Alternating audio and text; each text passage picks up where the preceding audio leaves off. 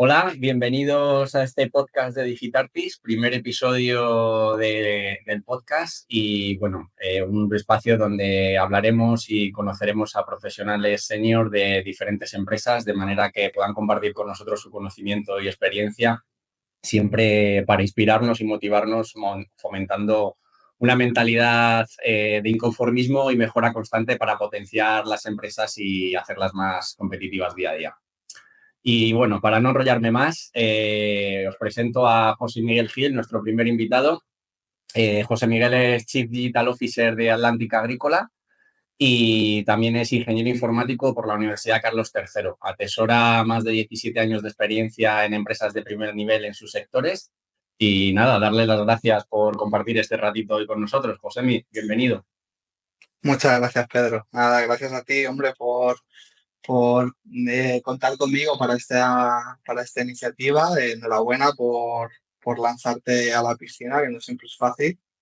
Y sobre todo, gracias por pensar en mí para ser este primer invitado. Que tú ya sabes que luego cuando lleves muchos más episodios, miraremos hacia atrás y veremos el primero y diremos cómo hemos mejorado, cómo hemos cambiado. Pues sí, sí, sí, la verdad que una faceta nueva y por explorar. Así que nada, gracias también a ti por estos minutillos. Claro que sí. Bueno, oye, pues nada, vamos a comenzar, si te parece. Bueno, como te Comienza. imaginarás, esto va del mundo TI, va del mundo profesional en ese contexto y a mí me gustaría conocer, pues bueno, un poco cuál es tu opinión, qué vivencias has tenido y cómo las has experimentado, ¿no? En temas de la transformación digital, que es casi ese concepto ahí muy manido que se escucha por muchos sitios y que está en constante resonancia por todos lados, ¿no? Y que, bueno, al final su aplicación es muy diferente, depende de con quién hables, ¿no? Tanto a nivel conceptual como a nivel operativo, ¿no? Sí, sí, sí, efectivamente. Sí, de hecho, como bien dices, al final, en este mundo de redes sociales y de marketing digital y demás, es muy típico, ¿no? Coger un término, exprimirlo al máximo y luego, bueno, buscar el siguiente y continuar un poco con la cadena, ¿no? Pero yo personalmente, al final, después de ya unos cuantos años en el mundo, realmente el proceso no cambia tanto. Al final acabamos haciendo un poco lo mismo, cambian y evolucionan las herramientas, pero la manera un poco de intentar digitalizar las empresas eh, siempre tiene un denominador común, ¿no? Y fíjate, lo decías, ¿no? Más allá del término transformación digital o de ese concepto, que muchas veces es muy difícil de explicar, eh, sobre todo si, como digo yo siempre, ¿no? Si se lo tienes que contar a alguien, a un familiar que no es del sector, que no tiene nada que ver con el tema, ¿no? Y te preguntan, bueno, ¿y tú a qué te dedicas, no? Y le sueltas que yo soy, en este caso, bueno, pues Chief Digital Officer, me encargo del proyecto de transformación digital en Grupo Atlántica, ¿no? A día de hoy. ¿Y Pues eso qué claro, es, no? Solo claro, exacto, se quedan exactamente igual, ¿no? Y te dicen, bueno, vale, ok, pero me lo puedes orientar un poco más, ¿no? Y, y a mí, después de tanto tiempo, ese denominador común que te decía, lo que me he dado cuenta es que al final la mejor manera de explicarlo no es tanto en el proceso, que para mí la transformación digital no deja de ser un proceso, un camino, un recorrido, ¿no? De ir del punto A al punto B, pero se entiende mejor cuando de verdad entiendes cuál es el objetivo final de esa transformación, ¿no? Y entonces ya incorporamos un concepto que no se oye tanto, que algunas veces por ahí también se menciona, pero que para mí es realmente la clave en las empresas, que es el de la cultura digital.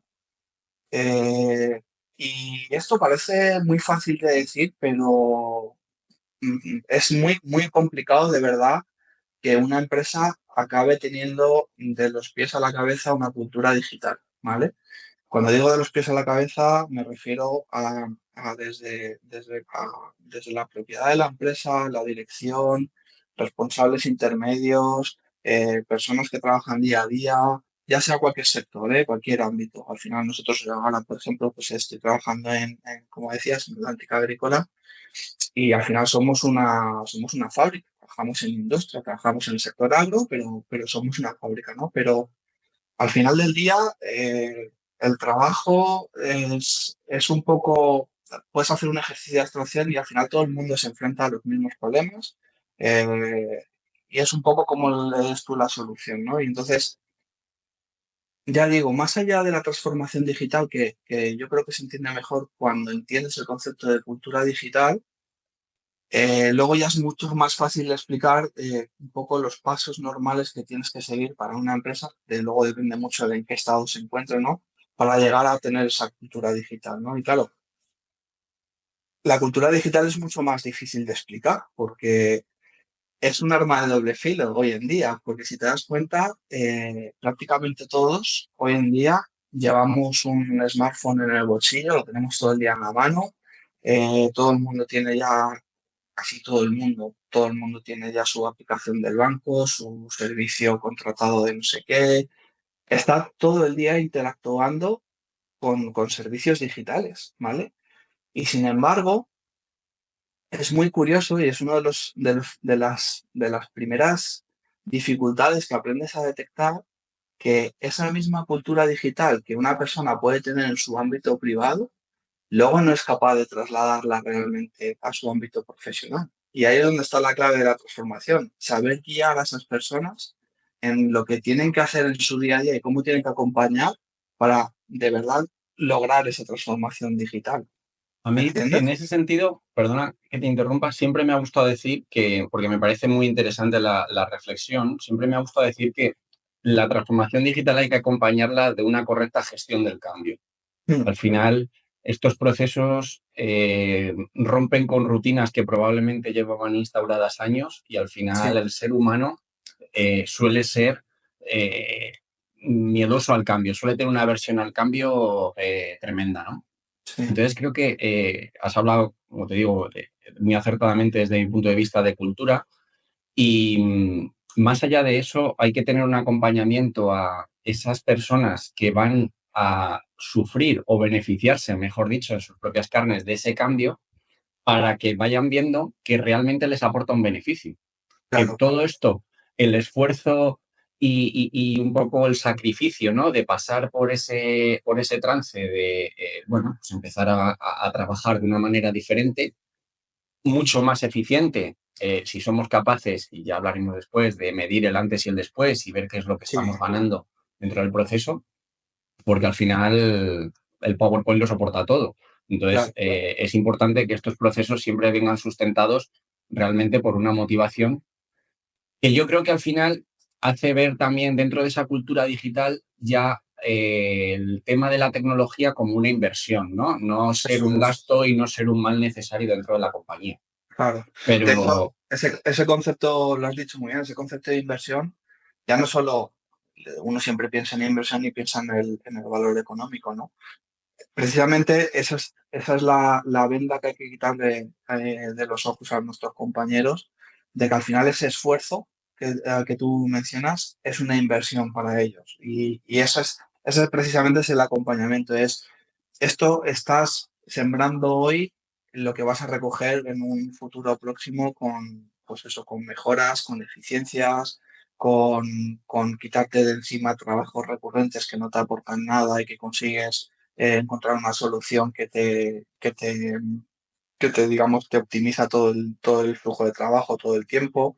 Entonces, ser capaz de trasladar que ese esfuerzo que los compañeros tienen que hacer realmente están sembrando para su propio beneficio, cuesta mucho. Es un mensaje que cuesta mucho que cale. Luego también, obviamente, hay muchos escenarios, ¿vale? Y te puedes encontrar con muchas personas diferentes, con muchos contextos diferentes, con muchas empresas diferentes también, en puntos de madurez digital muy distintos. No, no siempre vas a estar en un punto o en otro.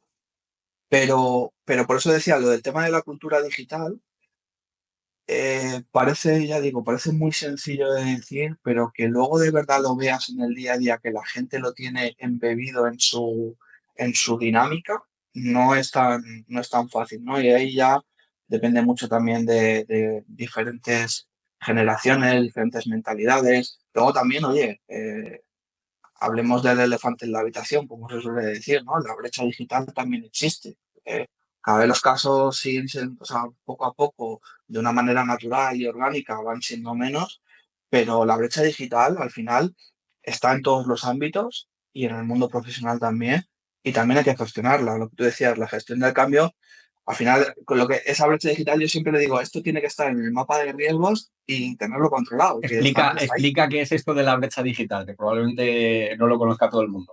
Claro, pues al final lo podríamos reducir a la distancia que existe entre de verdad tener esa cultura digital con respecto a tu posición, ¿no? Es decir, eh, las típicas frases de esto siempre se ha hecho así, es que yo siempre trabajo así, es que tal, es que esto para qué sirve. Yo siempre digo que existe el gráfico, ¿no? Inicial de la cuesta para arriba de todo el sacrificio que entiendo que estoy haciendo y el esfuerzo que me supone y por qué esto ahora resulta que me supone más trabajo. Y luego hay una caída en el que poco a poco se va interiorizando y de repente no se lo quites. No le quites esa herramienta, no le quites ese servicio, no se lo quites durante una hora de mantenimiento porque tiene que hacer no sé qué y si no tengo esto me quedo bloqueado, ¿no? Y dices, bueno, la misma persona que hace un año me decía que para qué quería esto, si yo esto mando un correo y ya lo tengo, eh, ahora no puede vivir sin esto y es un éxito, ¿no? Es una métrica de éxito ese tipo de cosas también, ¿no? Pero esa Totalmente. brecha al final es, eh, ya digo, esa distancia que puede tener una persona de familiarizarse en el día a día con herramientas digitales de trabajo, ¿no? El muchas veces entender que el hacer el determinado proceso o procedimiento de una manera o de otra, a lo mejor a él le impacta lo mismo, pero el beneficio por detrás a otros compañeros es 10 veces mayor de hacerlo de una manera o hacerlo de otra, ¿no? ¿Y cómo ves tú? Porque al final también hay una delgada línea roja, ¿no? En esto que estamos hablando de pues, la transformación digital y el mundo de la automatización, ¿no? Ahora que todo parece que tiene que ser absolutamente desatendido, ¿no? Y que cuanto menos esfuerzo mejor y que está ChatGPT por ahí, etcétera, etcétera. Eh, ¿Tú cómo ves la aplicación o cómo crees desde tu punto de vista que se está llevando la aplicación de la transformación digital a las empresas españolas, independientemente del sector, ya digo, en términos generales, y cómo Mm. está afectando probablemente ese concepto de automatización de los procesos, ¿no? Para intentar ser más productivos? Al final, yo creo que aquí sí que hay probablemente una serie de conceptos que se confunden, ¿no? O sea, yo creo que digitalizar es una cosa y automatizar es otra, y debemos entender 100%. en qué momento se debe hacer cada tarea. Pero muchas veces a mí me da la sensación, y no quiero tampoco sugestionar la respuesta, pero sí me da la sensación que, bueno, se sigue una tendencia de ansiedad y no ser capaz de estructurar ese camino, ¿no? O ese plan de transformación de una manera coherente y, por no decir correcta, ¿no? Al final, la ansiedad lleva a hacer cosas que probablemente te terminan generando ciertos puntos de bloqueo A la precipitación, por ¿no? no Muchas llevar el veces. orden correcto. Sí, pues mira, mi opinión o mi respuesta la voy a simplificar mucho y vale, y luego la desarrollo, ¿vale? El porqué de eso. Y es una gran enseñanza de un compañero mío, un compañero actual, eh, que una vez me lo explicó muy sencillo y dije, digo, "Buah", digo, esta frase, digo, me la voy a coger para mí y la voy a soltar cada 2 por 3 porque es brillante, ¿no? Y tiene que ver con el tema de automatización, que muchas veces nos pensamos que digitalizar es, tengo un problema y voy a ver cómo una herramienta digital me ayuda a solventar ese problema. Y ese, digamos, ese es el resultado final, pero realmente el proceso es, tengo un problema, pienso una solución y digitalizo la solución. Se trata de tengo un problema en el mundo analógico y lo digitalizo. Tengo un problema en el mundo analógico, lo soluciono pensando en un proceso, en un procedimiento, en una optimización, en lo que sea, y digitalizo eso, ¿vale? ¿Por qué digo esto? Porque muchas veces, y es un error muy, muy típico también en la automatización, que es pretender automatizar cosas que son complejas per se y que a lo mejor la pregunta primera que tienes que resolver es si esa complejidad debe estar ahí o no, porque a lo mejor no está justificada. O Entonces, sea, por simplificar el proceso y luego automatizar. exacto. Entonces, simplifica las cosas, simplifica la solución, piensa en una solución que muchas veces es un compromiso. Tú quieres simplificar mucho algo y lo que para ti es algo muy simple, pues luego llevado al mundo real pues tiene muchos casos de esquina que no cubre y que debes cubrir de alguna manera y tienes que, digamos, llegar ahí, ¿no? Entonces tienes que buscar un compromiso entre complejidad y simplicidad, pero buscar el punto de equilibrio siempre atendiendo a soluciones sencillas y luego encárgate de digitalizar eso. Y luego lo decías tú y es la clave. Digitalizar no es lo mismo que automatizar.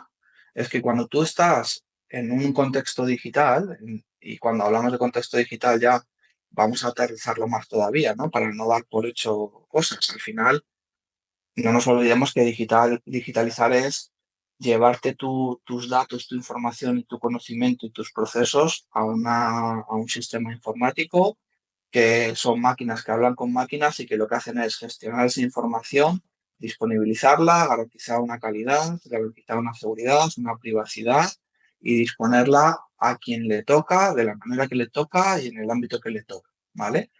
Em, pero automatizar procesos es, y siempre pienso que debe ser un proceso siguiente, una segunda etapa, es saber detectar, analizar tu situación, analizar tus sistemas, analizar tus procesos y saber detectar aquellas actividades o aquellos procesos que son recurrentes, que aportan poco valor en el día a día, pero que lo que hacen es restar eficiencia al capital humano, que al final es gente que a lo mejor dedica un gran porcentaje de su tiempo al día, a la semana o al mes a hacer una tarea repetitiva. Vale, ponle foco y mira a ver de qué manera puedes darle herramientas a esa persona para automatizar todo, parte, gran parte, los principales puntos de dolor. Ahí está ese equilibrio que digo, ¿no? De decir, vale, Sí.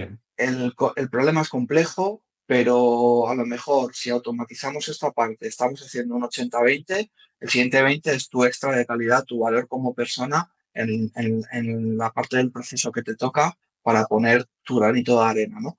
Ya digo, depende mucho del caso, ¿no? Luego hay cosas que son 100% automatizables. Yo además personalmente vengo de una experiencia profesional en el que anteriormente me he dedicado a la industria 4.0, a la automatización de procesos en industria. Esa conversación en el sector industrial está superada hace años. O sea, nadie se plantea que no sea necesaria la digitalización y la automatización. ¿Por qué?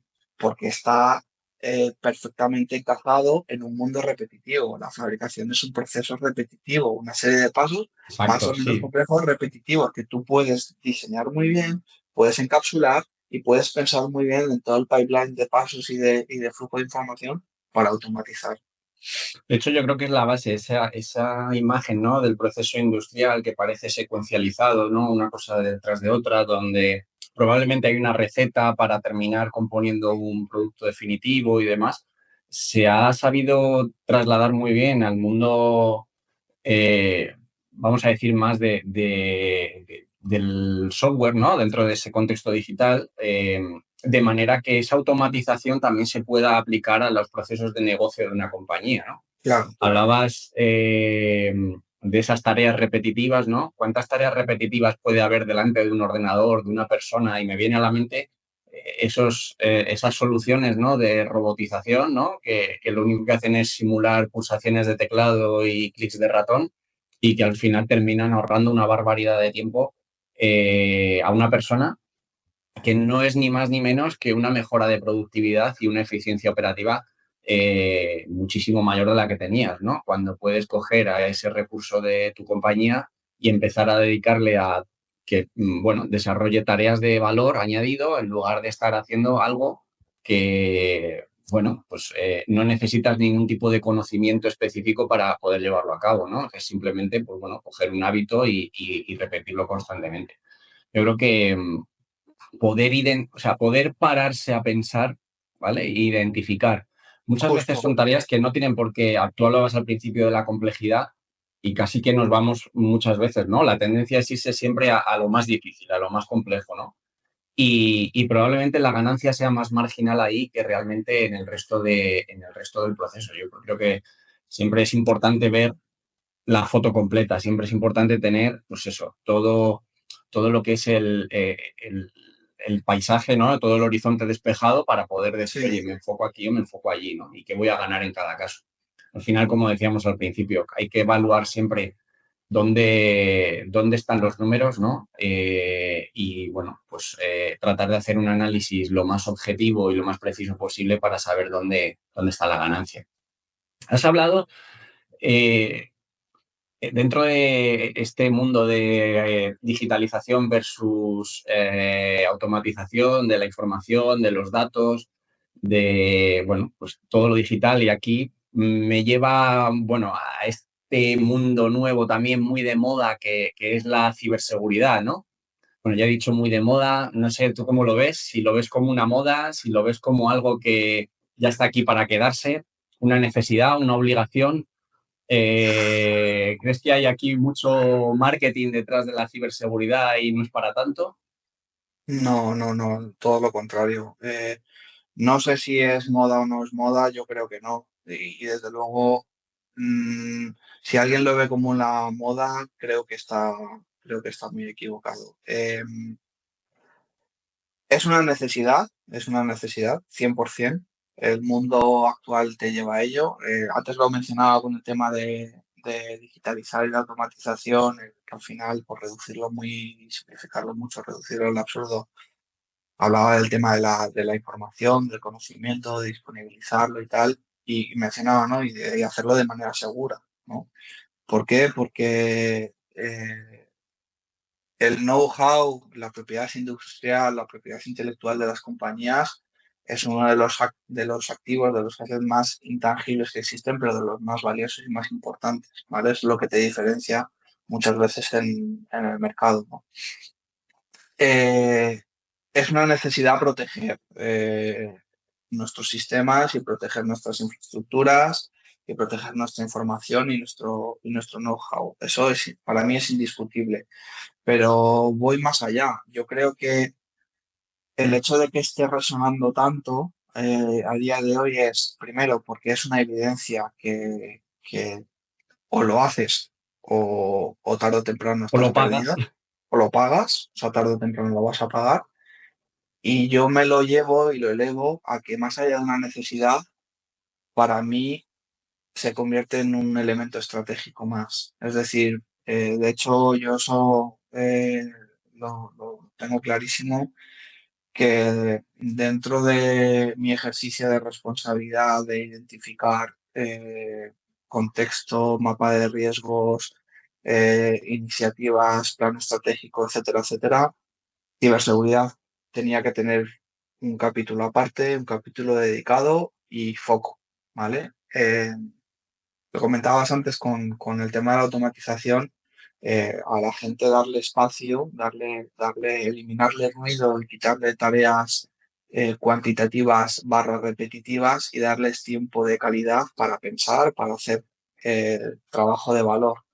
Pues para mí, ciberseguridad es una disciplina dentro del área de digitalización, tecnología informática, como lo quieras llamar, que debe tener nombre y apellidos propios, ¿vale? Y es importante dedicar recursos, es importante dedicar tiempo, es importante ponerle especial atención, es importante darle ese cariz estratégico porque es un paraguas que envuelve el resto. Es decir, no concibo infraestructura sin ciberseguridad, no concibo redes sin ciberseguridad, no concibo aplicaciones de negocio sin ciberseguridad, no concibo digitalizar la cuenta sin ciberseguridad. O sea, lo envuelve todo, es una capa que está por encima. Entonces tiene que ser estratégico porque decisiones clave que tú tomes en tu hoja de ruta, luego le puedes dar mil formas, ¿no? A ese proceso de transformación lo puedes hacer más rápido, menos rápido, por proyectos, por como quieras, ¿no? Pero le vas a dar una forma, le vas a dar un recorrido. Si tú las decisiones que tomas de carácter estratégico, hay un foco que le pones al riesgo operativo, al riesgo de la ciberseguridad, te va a permitir tomar decisiones de base mucho más acertadas para el futuro. Porque muy probablemente, si, como decimos nosotros habitualmente, si tú dejas crecer a la bestia, cuando la bestia ya es muy grande, si te das cuenta que tienes un problema, corregir ese problema te va a Es un costar tardón. mucho más que si lo hubieras previsto desde el inicio, ¿vale? Y muchas veces nos pensamos que es algo súper complicado y súper complejo y muchas veces los grandes beneficios en materia de ciberseguridad empiezan por acciones súper elementales, como pueda ser una buena concienciación de la gente, una buena capacitación, acciones muy también recurrentes y repetitivas que le pongas foco en automatizarlas para olvidarte, tema de procedimientos, protocolos, o sea, al final lo vas troceando, lo vas dividiendo y luego realmente son cosas muy elementales que tienes que hacer y que Sí, tienes muchos, como se suele decir, tienes muchos quick wins, ¿sabes? Que con muy poco esfuerzo obtienes una gran mejora y una gran ventaja, ¿no? Y al sobre final, todo para adquirir un estado base mínimo de decir, eso oye, es. al menos ahora, cuando me vaya a la cama cada noche, puedo dormir tranquilo, ¿no? Sentirte eso, un poco más cómodo con tu situación, que nunca vas a estar 100% cómodo y siempre tienes que tener una alerta, es como los sistemas antiincendios, como los seguros, siempre te vas a acordar de ellos el día que los necesitas. Entonces, Exacto. no, haz un plan antes y pon medidas antes para Yo estar aquí tranquilo. siempre he robado un poco la frase de los moteros que dicen que hay dos tipos de moteros, ¿no? El que se ha caído y el que se va a caer. Pues en el caso de las empresas Justo, y la ciberseguridad, yo me gusta decir que está la que ha sido atacada y la que van a atacar. O sea, aquí no exacto. hay, nadie se va a librar, ¿no? La cuestión es cómo de preparado estás para cuando llegue ese día. Yo creo que muy de la mano de la ciberseguridad también, bueno, pues están todos los planes de continuidad de negocio, todo lo que tiene que ver con la resiliencia, ¿no? Que además ahora, bueno, hay mucha normativa alrededor de todo esto, normativa Sí, europea, y que, bueno, la cosa se pone seria ya en términos económicos por las sanciones que hay y bueno, que al final los legisladores sí que hacen esfuerzo por validar que todo esto se está haciendo, ¿no? Entonces, perdona que te interrumpa, que te corte, es que como es estratégico para una empresa, aguas abajo se debe convertir en algo estratégico, pero es que aguas arriba también es estratégico. ¿Por qué se regula? ¿Por qué se legisla? ¿Por qué se intenta garantizar unos mínimos estándares?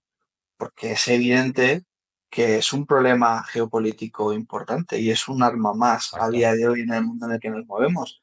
Entonces, los activos de un gobierno, de un país, que al final puede ser, por ejemplo, su tejido industrial, tiene que ser protegido. Servicios básicos, la industria de la energía, la industria o el tejido industrial, al final todo eso son elementos básicos para el buen funcionamiento que deben de ser protegidos. Entonces, la manera es que esa estrategia de protección permee hacia abajo. Entonces, es una manera en ese punto, mira que yo aquí, esto ya es otro debate, ¿no? Hay muchas veces que también legislamos de más y nos pasamos de rosca, sobre todo aquí en Europa, y muchas veces queremos ser más papistas que el Papa, pero en ese punto creo que sí que es un foco importante en el que poner atención y estoy de acuerdo en que nos deben obligar a cada vez más ir subiendo un poquito más nuestro estándar para que esa línea, lo que tú decías, esa línea base, entre todos poco a poco la vayamos elevando. aquí yo creo que también hay una característica especial que esto debe hacerlo más importante si cabe, el hecho de la prevención y de las medidas preventivas que se puedan tomar en primera instancia en términos de ciberseguridad.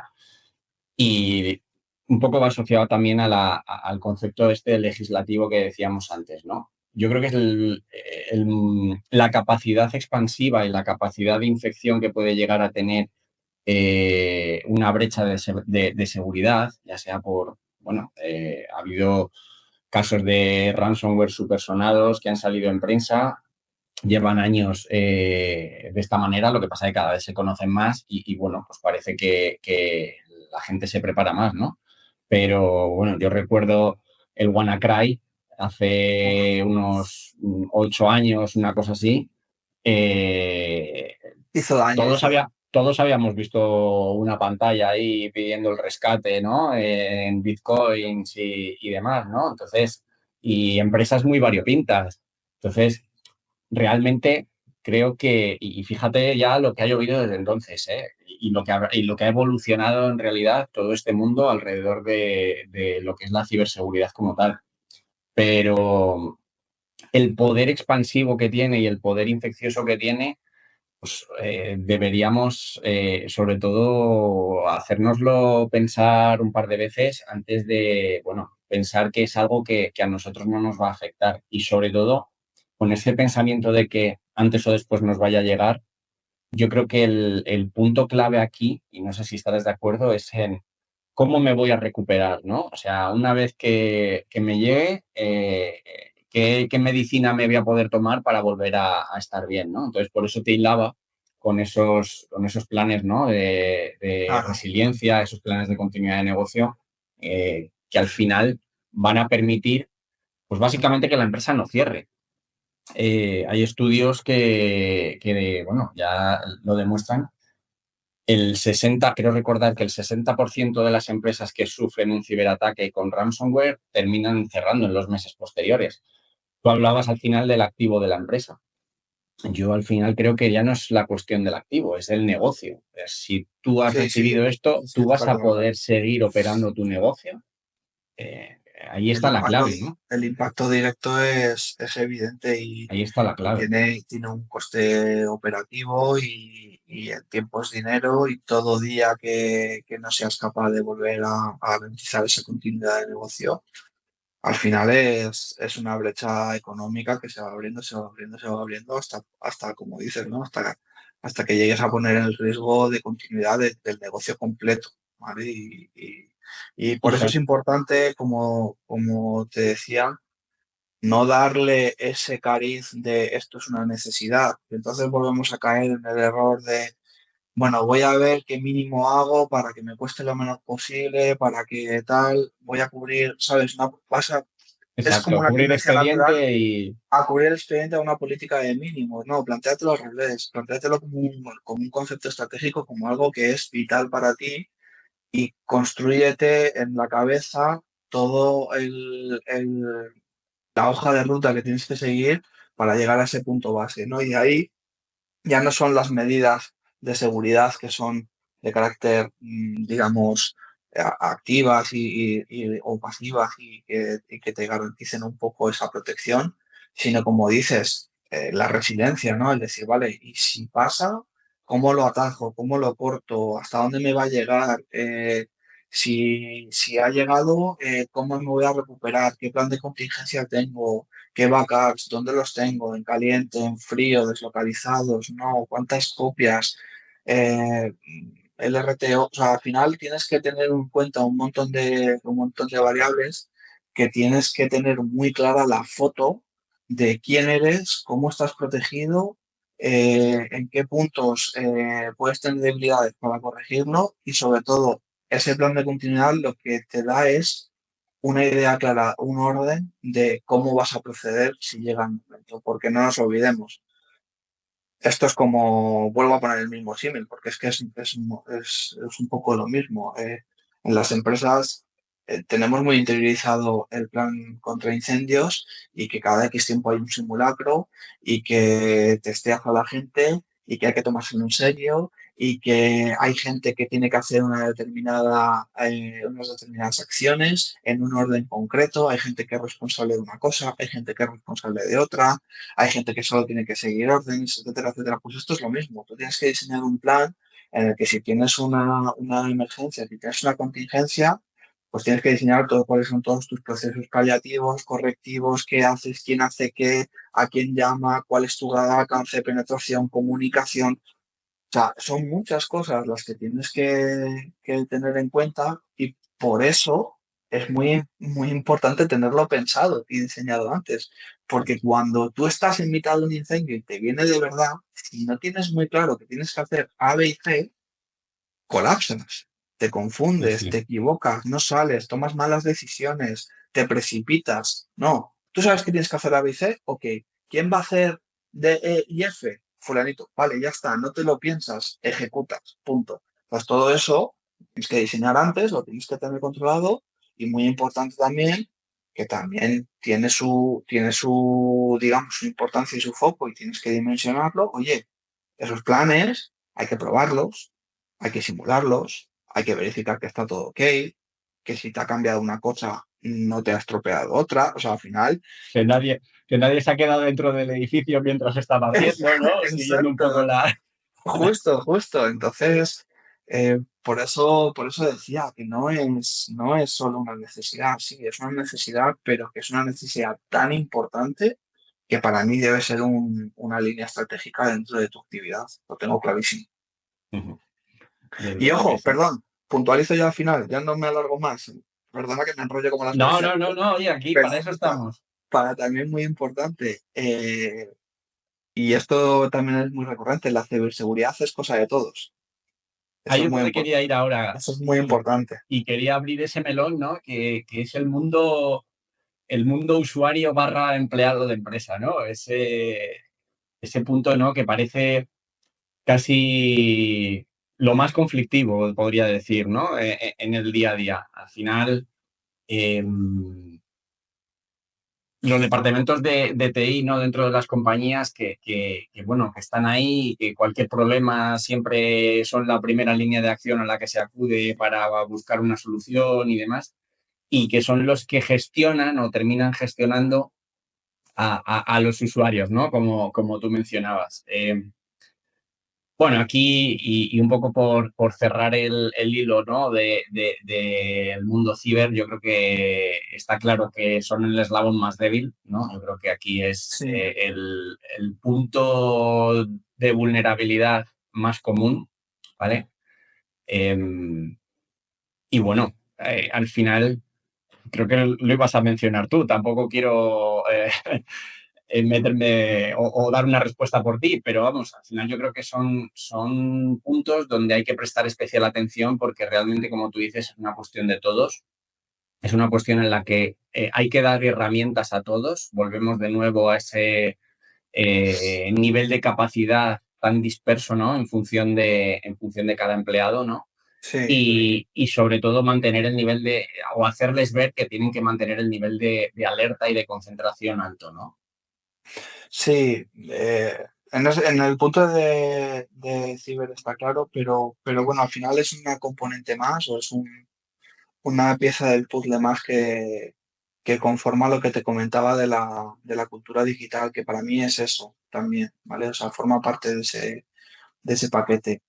¿Qué quiero decir? Que al final, y por eso al principio de todo hacía un poco referencia a ese arma de doble filo, ¿no?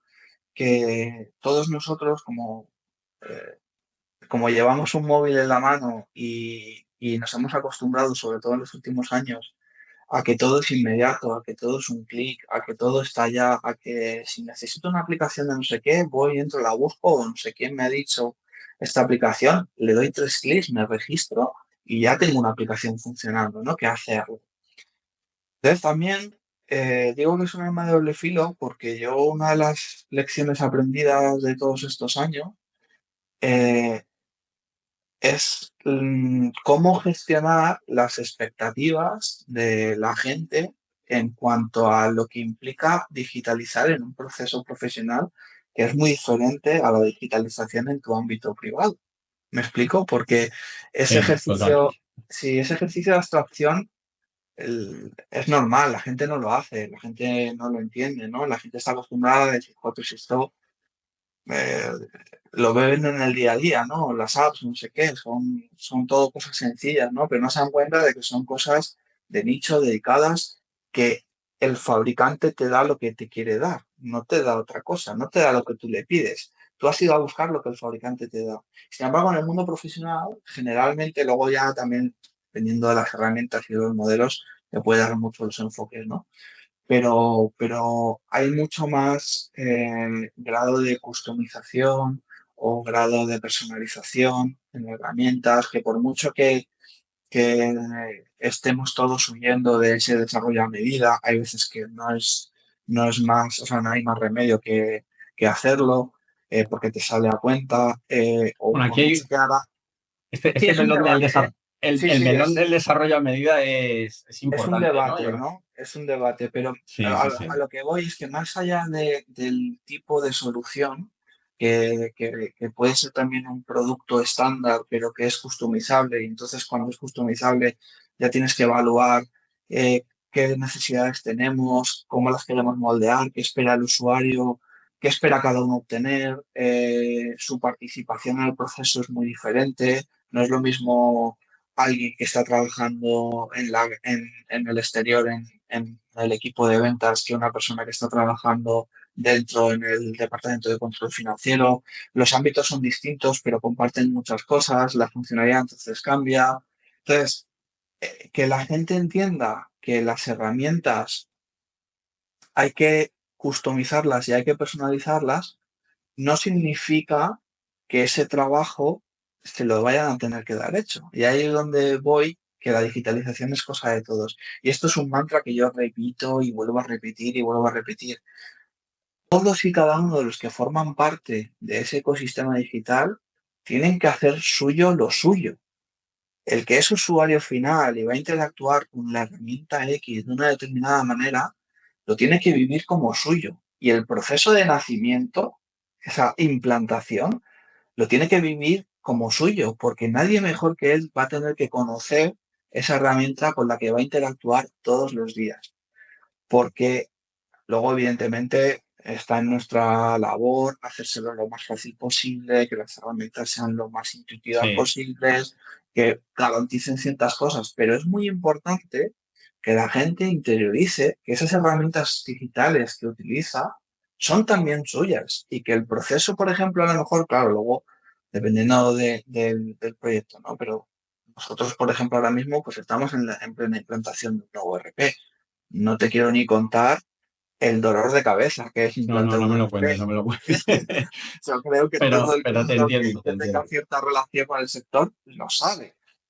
Claro, nosotros, como área de digitalización, no somos nadie sin la ayuda de nuestros compañeros que nos ayuden a aterrizar y definir los procesos, que ellos los entiendan, que entiendan cómo es ese proceso de llevarse la necesidad al sistema, cómo el sistema te lo va a devolver, cómo va a interactuar con él, cómo se tiene que capacitar, de qué se tiene que dar cuenta, qué está aportando, ese aporte que él tiene y ese beneficio que él tiene cómo redunda también en el beneficio global.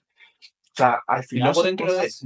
dentro de esa coctelera, ¿no? También meter el hecho de decir, vale, eh, evidentemente todo mi proceso está estructurado de esta manera, ¿no? Pero tener la capacidad de tener la mente abierta al hecho de, oye, yo estoy cambiando a un sistema nuevo, más Justo, moderno, que hace las cosas probablemente de otra manera en un contexto determinado y justo. querer adoptar o tomar la perspectiva de adopción de ese nuevo modelo frente a la adaptación, porque yo quiero incrustarle la manera con la que Exacto. vengo años atrás haciendo exactamente lo mismo, ¿no?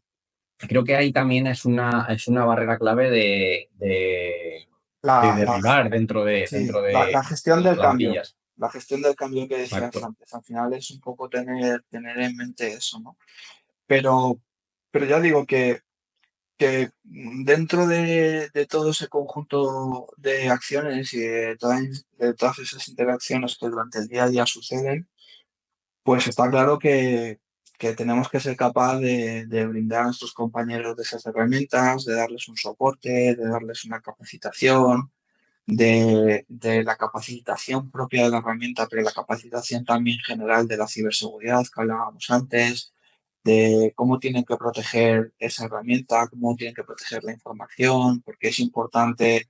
que hagan las cosas en un momento dado y no en otros. Al final va todo muy relacionado, ¿no? Entonces, digamos, hacer ese ejercicio nosotros de ponernos en los pies de la persona desde su punto de vista para entender su problemática y luego poder volver a darle la vuelta para explicarle entonces cómo encaja el modelo y digamos que, entre comillas, ¿no? ¿Qué negociación tenemos que hacer? ¿Vale? ¿Qué cedes tú? ¿Qué cedo yo? ¿Vale? Sí, ¿Qué no, es así, es entiendo? así. O sea, es clave al final. Y ahí eh, está el ejercicio muy importante que decías de esa gestión del cambio y de cómo hacer entender que a lo mejor si estamos haciendo este esfuerzo de implantar esta herramienta y esta herramienta funciona bajo otro modelo de gestión y tienes que ser tú quien cambie tu manera de hacer las cosas para acoplarte a ese modelo, también va mucho de hacer ver a la persona el porqué de eso. Y esa gestión de cambio y gestión de expectativas que hablábamos va mucho de eso, va mucho de explicar a la gente el porqué de las cosas y por qué muchas cosas o por qué muchas veces decisiones que se toman, a lo mejor él no necesariamente tiene que ver un beneficio directo, pero está contribuyendo a un trabajo en equipo. El beneficio lo va a recoger otro compañero, porque al final todo es un proceso circular que entra y sale, que pasa por todas las etapas y que lo que una persona hace le repercute positivamente al siguiente y demás, ¿no? Entonces, ser capaz de transmitir ese tipo de cuestiones es muy importante. Y entonces, si, si me permites resumir a lo que me planteabas, ¿no? De la gestión de los usuarios, te diría que va mucho de personas. Y es muy fácil decirlo, pero es muy difícil llevarlo a la práctica porque hay que tener mucha empatía con la gente, hay que saber ponerse en sus zapatos, pero también hay que hacer ver a la otra persona, a la otra parte, la necesidad que a nivel empresa existe o que a nivel equipo existe para que lo entienda.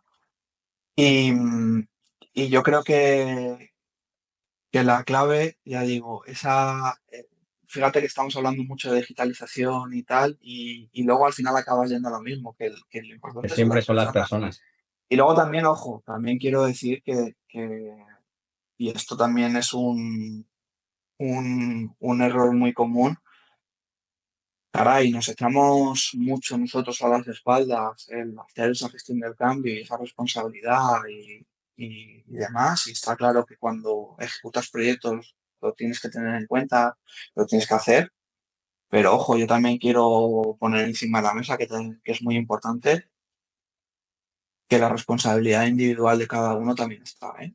Que luego también hay que, en un momento dado, saber ver a tu compañero que, oye, perdóname, pero es que esto no es opcional. Esto es así porque tiene que ser así, por esto, por esto, por esto.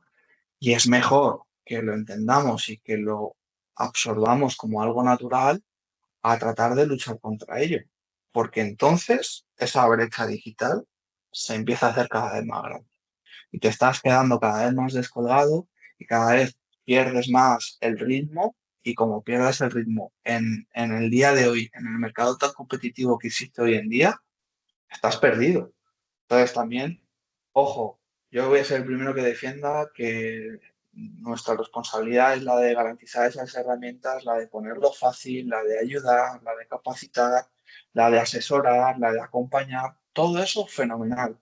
Pero ojo, no descuidemos que también tiene que haber una responsabilidad individual y una participación activa de la gente. Y la gente tiene que querer porque de verdad lo crea, porque si no, tarde o temprano Al tendrá final mal es final. complicada, la labor de evangelizar a la Sí, gente es complicado, ¿no? Y probablemente la estrategia más efectiva es cuando te buscas a esos 3, 4, 5 personas, ¿no? Que puedas identificar en los diferentes departamentos que vas a implantar la solución o que se van a ver afectados y que son gente que realmente tiene cierta destreza y cierta capacidad para, como decíamos antes, adoptar este tipo de cambios porque yo creo que como digo yo con los niños, ¿no? El poder de la manada. Cuando un niño ve a Sí, otro que hace una cosa, ya como que todos lo empiezan a hacer y van todos juntos, ¿no? Aquí, cuando empiezan a darse cuenta que ya no es que se lo diga a alguien, sino que los que están a su alrededor, los que están cerca, los que probablemente tengan sentados al lado, ya están dentro de esa nueva rueda, ¿no? Ellos empiezan a tener una actitud diferente, una actitud mucho más proactiva. Tienen además la tranquilidad de tener a alguien al lado que, oye, puedes echarme una mano con esto, tú que lo controlas mejor, ¿qué tal? Ese entrenamiento, ¿no? Ese día a día yo creo que se les hace mucho más suave. Normalmente esto suele ocurrir con gente, pues eso, que ya lleva muchos años dentro de la empresa, que probablemente suelen tener a edades pues que ya superan 40, 50 años, que ya digo, bueno, pues habían adquirido una serie de hábitos y cambiarlos pues les tiene que costar, ¿no? sí, Pero sí, 100%, sí, 100%. totalmente de Es, acuerdo es, que es hay que clave prestar, identificar, es clave identificar lo que tú has dicho, esos agentes impulsores del cambio, esos que te ayudan a eso es, seguir remando hacia adelante y al final la gente acaba viéndole el sentido y acaba entendiendo la armonía de equipo y acaba entendiendo que la tendencia es esa y se ponen a sumar, ¿sabes? Se ponen a contribuir, que es muy importante porque al final ya digo, si no es difícil, ¿eh? La labor al final de que de verdad las cosas funcionen. Ya digo, para llegar a ese punto final de la cultura digital es difícil sin la participación de la gente y que la gente le vea sentido al objetivo es complicado. Es una barrera y un riesgo importante. desde luego. Bueno, Josemi, pues se nos va echando el tiempo encima. Yo Es que tengo. me enrollo como las personas, perdóname. No, no, oye, da gusto escucharte. Yo tengo una última pregunta, estilo así la revuelta. Pero bueno, oye, espero que tenga su gracia, no es para Sí, nada no, no. escatológica, así que no te preocupes. No me iba a meter en esas, ¿no? La historia es, imagina que tuvieras delante al Josemi de hace 20 años y, bueno, pues tendría toda su carrera por delante y todo por hacer a día de hoy, ¿no? ¿Qué es lo que le contarías? ¿Qué le dirías a ese Josemi? Uf, buah, vaya pregunta, esa es complicada, esa es muy complicada. A ver, si tuviera que coger a ese yo pasado y darle uno, dos, tres consejos sencillos, pero que le puedan ayudar, que al final no dejan de ser lecciones aprendidas. Lo he comentado antes, pero y puede sonar, y fíjate que es un poco a contracorriente de lo que se suele pensar. Lo primero es que esto de la digitalización, aunque suene raro lo que voy a decir, va de personas. Y lo he insistido mucho y es que para mí es muy importante. Y eso me lleva al consejo que le daría de la relación con las personas es clave en el día a día para conseguir las cosas, ¿vale? No creo en la imposición, no creo para nada en la imposición, me parece un error. Hay momentos en los que a lo mejor no queda más remedio, pero no creo en la imposición. Creo en la capacidad de llegar a la otra parte con empatía para hacerle ver lo que se busca y hacerle partícipe del proyecto, que lo sienta como suyo. Da igual de lo que sea, ¿eh? De cualquier tipología, de lo que sea. Y, y eso es difícil porque en el día a día, es que las personas, todos tenemos nuestra vida, todos tenemos nuestros problemas, todos tenemos nuestras situaciones. Hay gente que lo manifiesta de una manera, hay gente que lo manifiesta de otra. Tú mismo no tienes los días, no los tienes igual, no estás en el mismo estado anímico, ni con las mismas ganas, ni con la misma motivación. Sí que al final yo lo he mamado desde pequeño por la educación que he recibido, que más allá de la motivación, lo importante es la disciplina, la profesionalidad, o sea, estar muy tranquilo con uno mismo, con lo que está haciendo, ¿no? O sea, ser un poco,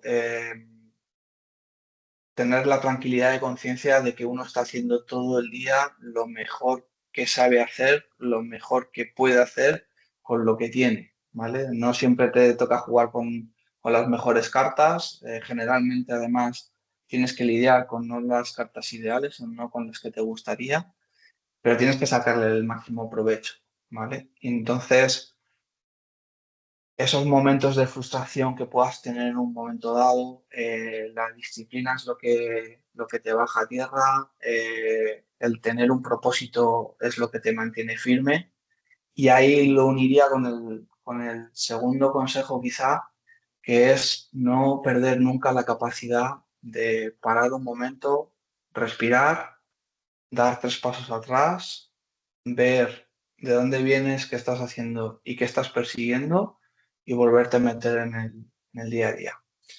Esto parece una chorrada, pero muchas veces no lo hacemos, nos metemos en el pozo y, caray, luego los días a día en el trabajo son intensos, son difíciles, las exigencias están ahí, las cargas de trabajo te sobrepasan, todos los días hay problemas, mayores, menores, pero todos los días hay problemas, todos los días hay cosas que solucionar, siempre surgen imprevistos.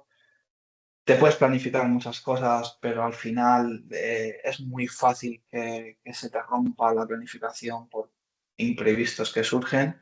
Entonces te puede llevar a un estado de frustración y de sobrecarga, de estrés y ansiedad importante.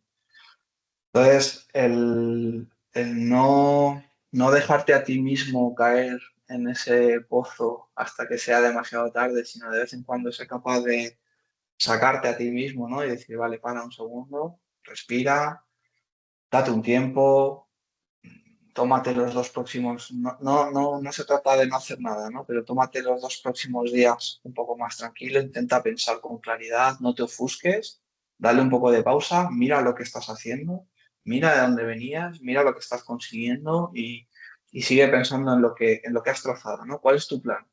Cuando empezaste, yo siempre lo digo, ¿no? Nadie es imposible, y tú lo decías con el tema del PowerPoint, lo aguanta todo, es imposible planificar a 3 5 años vista y acertar.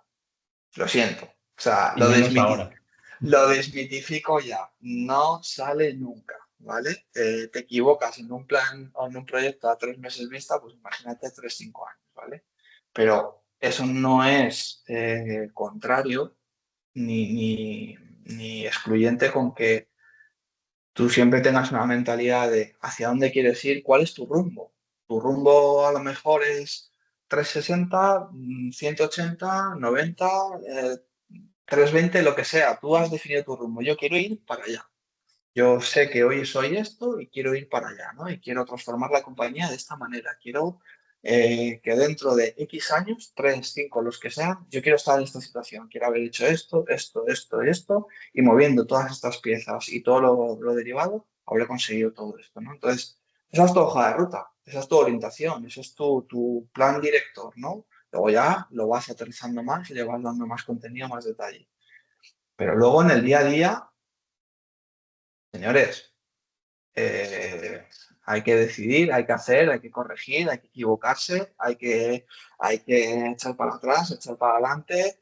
Donde ibas apuntando para allá, puedes hacer así, luego así, luego así, luego llegar, pero hay que moverse y hay que tomar decisiones y hay que hacerse responsable de esas decisiones y no tener miedo a equivocarse y tener humildad de saber que no eres capaz de todo, ni sabes de todo y que te tienes que rodear de gente válida que te ayude, te tienes que acompañar de compañeros, tanto del área como de la compañía, como partners tecnológicos, como socios, como colaboradores, proveedores. Tienes que buscar un poco esa ayuda, ese valor, porque es imposible llegar a todo, pero no perder. el foco del objetivo, ¿no? Entonces, muchas veces lo que digo, cuando estás haciendo así y caes en el error de que en el día a día estás así, te crees que estás patinando en el barro y que no avanzas y que las cosas no mejoran y que algo que tenías pensado no sale y demás. Y cuando la bola de estrés, ansiedad y frustración se hace grande, es importante explotarla, chafarla, parar, pensar, templar un poco Y volver a y, empezar. y volver a empezar y seguir. Muy bien, pues nada, llevamos ya una horita y pico, yo creo, así que si te parece lo vamos a dejar aquí. Yo creo que ha sido un ratito muy Tú mandas. interesante, hemos tocado un montón de temas que espero que sean de interés y nada, agradecerte de nuevo que hayas sacado estos minutillos conmigo Nada, y hombre. nada, nos vemos pronto, ¿vale? Claro, claro que sí, nada. Muchísimas gracias a ti, Pedro, ya digo, por invitarme, por contar conmigo en este primer episodio de esta nueva aventura, que nuevamente te felicito y espero que dentro de un tiempo, cuando este podcast sea un podcast de éxito y esté en todas las plataformas y esas cosas, podamos hacer una revisita y podamos reírnos de este primer episodio, de lo que decíamos, lo que Bueno, dejábamos de decir, y podamos repasar para ver cómo hemos evolucionado. Pero no sé si porque sea un podcast de éxito o por otra razón, pero estoy convencido que volveremos a hablar. Así que nada, claro que sí. ha sido un placer, gracias y lo dicho, estamos en contacto. Muchísimas gracias, Pedro. Saludos. Nada, Chao, chao.